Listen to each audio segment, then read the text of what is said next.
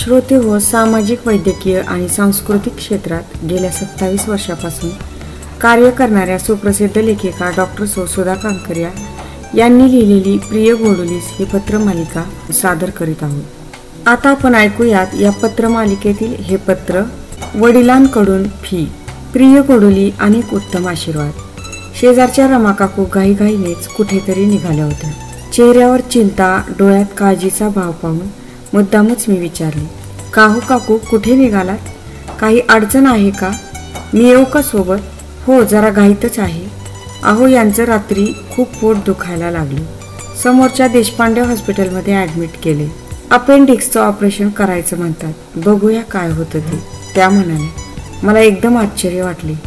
स्वतःचा मुलगा डॉक्टर, नामवंत सर्जन, व्यवस्थित जम बसलेला, हुशार म्हणून प्रसिद्ध असणारा, वेगवेगळ्या कॉन्फरन्समध्ये पेपर वाचणारा, अनेक वेळा परदेश दौरे करून आलेला, स्वतःचं हॉस्पिटल असणारा, त्याच्या हुशारीचं कौतुक करताना रमा काकू कधी थकल्या नाही। त्याने केलेले अवघड ऑपरेशन कसे यशस्वी झाले याचे किस्से रंगून रंगून सांगायच्या, आणि काका मात्र समोरच्या दवाखान्यात ॲडमिट। माझे विचारचक्र चालू झाले, मलाही काही सुचेना। मायाळू वृत्तीचे काका काकू मला राहावे ना। मी पायात चप्पल सरकवली, तुझ्या बाबांना निरोप दिला व काकूच्या पाठोपाठच दवाखान्यात पोहोचली। काकांना सलाईन लावली होती।